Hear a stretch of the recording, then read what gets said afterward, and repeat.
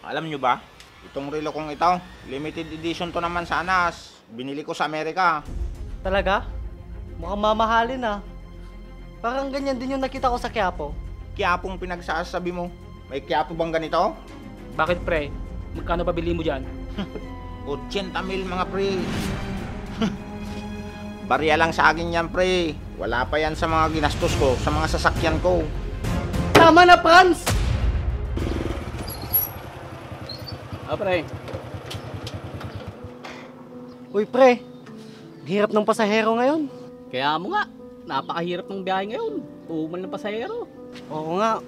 Basta maghintay-hintay na tayo mamaya. Ay pre, tingnan mo nga kung sino yun. Baka kilala ka.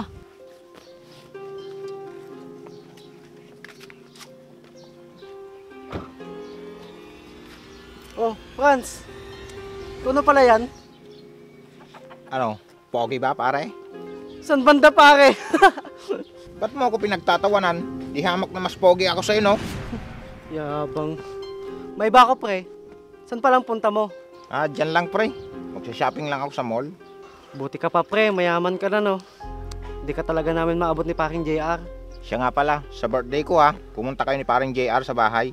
Sige, pre. Sasabihan ko si paring JR. Aasahan ko yun ha. Maghahanda ako para sa inyo. Matagal ko na kasing kayong hindi nakainuman ni paring JR. Kaya nga, pre. Ito na ba yung pamasada mo pre?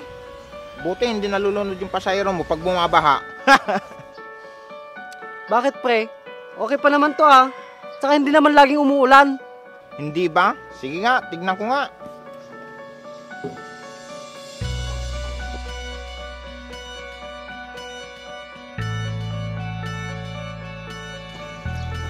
Parang hindi komportable.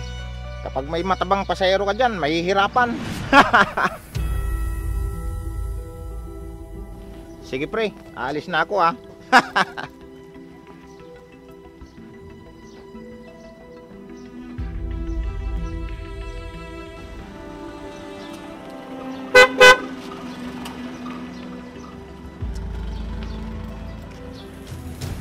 Pre, sino yun?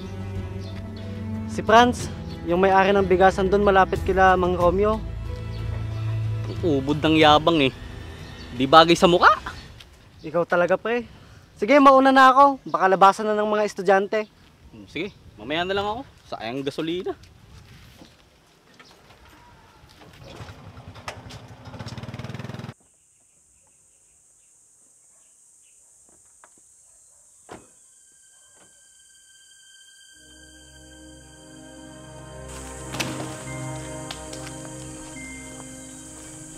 Pre.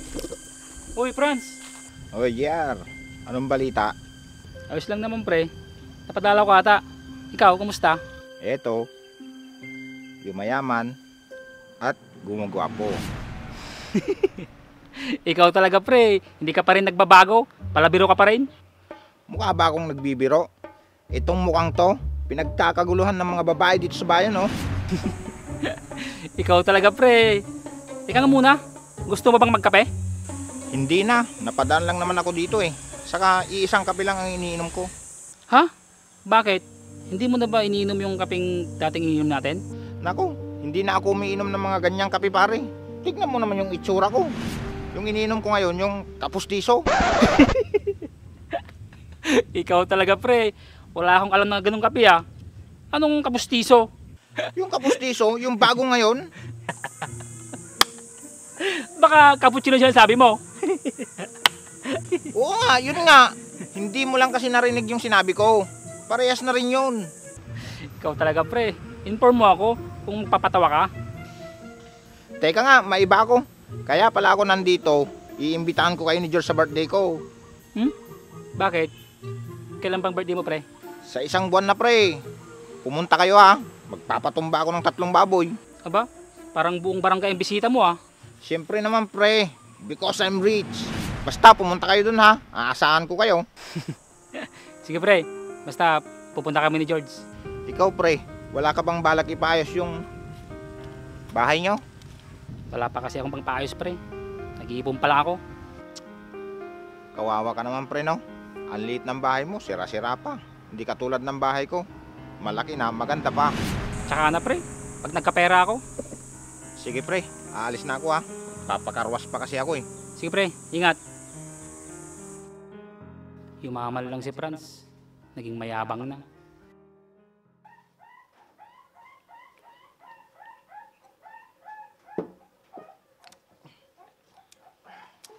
Pre, pasensya ka na ah. Wala akong naidalang pulutan eh. Wala namang nagbago George. Kailan ka ba bumili ng pulutan? Mga pre, alam nyo ba? Itong relo kong ito, limited edition to naman sa Anas. Binili ko sa Amerika. Talaga? Mukhang mamahalin ah. Parang ganyan din yung nakita ko sa Quiapo. Quiapong pinagsasabi mo. May Quiapo bang ganito? Bakit pre? Magkano pa bili mo dyan? 80 mil mga pre. 80 mil? Makakabili na ako ng bagong tricycle niyan ah. Siyempre, kita mo to? Ganon ako kayaman. Grabe ka pre. Kahit ako magugulat eh. Yung 80 mil na yun, may papayos ka na yung bubong ng bahay ko. Barya lang sa akin yan pre. Wala pa yan sa mga ginastos ko, sa mga sasakyan ko. Kayo, kumusta na kayo? Ano nga palang pinagkakabalahan nyo ngayon? Ako pre, namamasada pa rin simula alas 4 ng madaling araw hanggang alas 8 ng gabi. Ako naman pre, tatilim ako ng mga gulay sa likod ng bahay ko para mayroon akong may benta sa palengke. Mga magkano naman kinikita nyo dyan sa mga pinaggagawa nyo? Ako pre, swerte na ako sa 200 sa isang araw. Ako naman pre, sa maghapon na kinikita ko, 250. Swerte na lang kapag ka naka 300. Ha? Pangkarwas ko lang yung kinikita nyo ah. Tama na Franz! Sumusobra na yung kayabangan mo!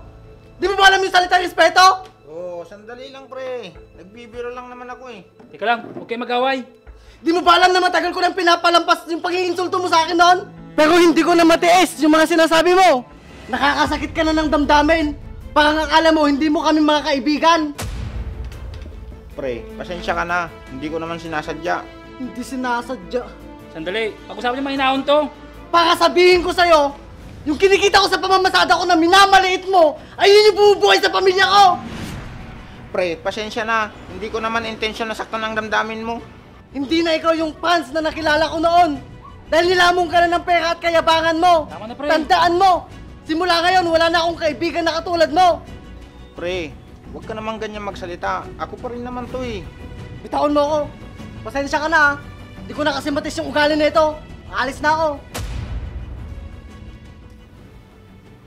Pre, tama ba si George? Nagbago na ba talaga ako? Pre, parehas ko kayong kaibigan. Pero tama si George, hindi ka naman ganyan dati. Hindi ko alam na ganun na pala nangyayari sa akin. Pasensya na kayo pre ha. Hindi pa huli ang lahat pre. Sana ituwid mo lahat ng pagkakamali mo. At sana maayos mo ang sa inyo ni George. Huwag mong sayangin yung pagkakaibigan natin at pinagsamahan. Pre, pasensya na kayo sa inasal ko ha. Sige pre, uwi na ako. Pag-isipan mo yung mga sinabi ko ha. Sige pre, mag-iingat ka.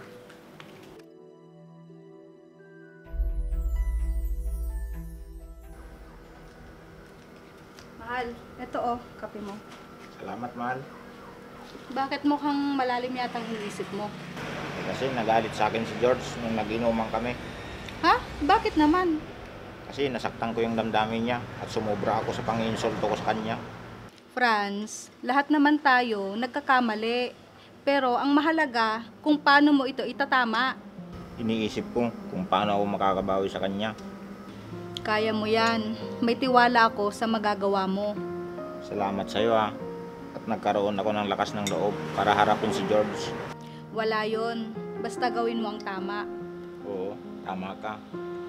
Kailangan kong humingi ng tawad sa mga kaibigan ko. Sige, maiwan muna kita dyan. Pupunta lang ako ng palengke. Sige, mag-ingat ka mahal.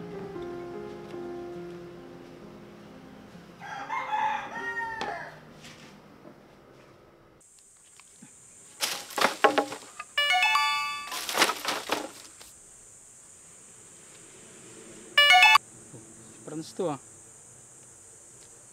Oh, hello pre. Pre, salamat at sinagot mo. Gusto ko lang itanong kung nakakausap mo na si paring George. Oo pre, nung isang araw, pumunta ako sa kanila. Bakit pre?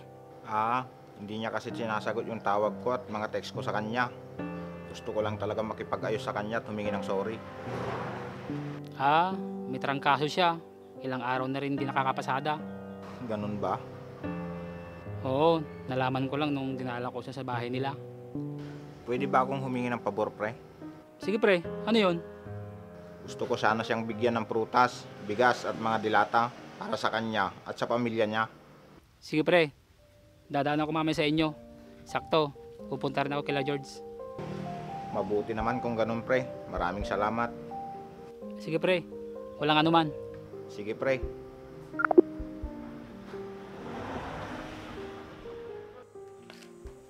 Paring Franz! Paring Franz! Uy, pre. Ito nga pala yung gusto kong ipasuyo sa'yo. Pakibigay na lang kay George. Pakisabi, magpagaling na siya. Sige pre, walang anuman. Alis na ako. Sige, pre. Salamat.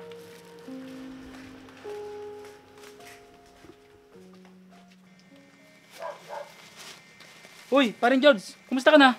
Oh, eto. Medyo masama pa rin yung pakiramdam ko.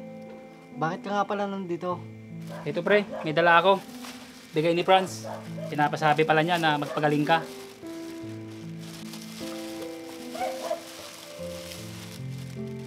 Pre, alam mo, parehas ko kayong kaibigan. Pero sana magkaayos na kayo.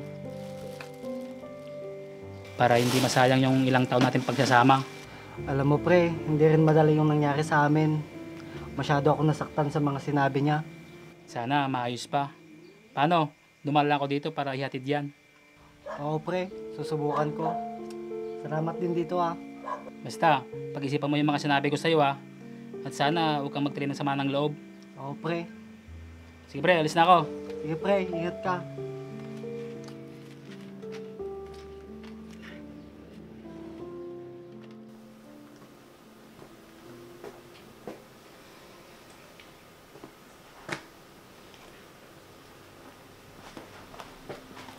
Pa, anong oras na? Darating pa ba mga bisita mo? Di ko nga alam eh. Sinubukan mo na po bang tawagan sila? Mahal, nakahanda na yung pagkain. Wala pa ba sila? Tinext ko na sila eh. Pero pupunta rin yung mga yun. Pa, huwag ka nang malungkot ha. Nandito pa naman kami ni Mama.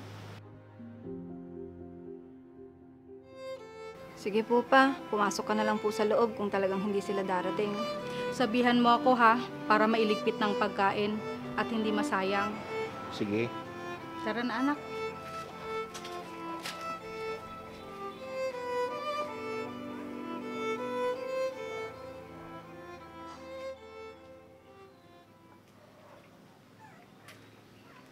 Pre, happy birthday! Happy birthday pre! Akala ko naman, di na kayo pupunta. Pwede ba yon? Hindi kami papayag na hindi namin may celebrate yung birthday ng pogi naming tropa. Oo nga pre. Mga pre, pasensya na kayo sa lahat ng mga nasabi ko sa inyo ha. Sana mapatawad niyo ako. Teka lang pre, tanggalin mo yung braso mo. Hindi ako makahinga. O pinapatawad na kita, basta tanggalin mo to, kadiri ka. Ay, sorry.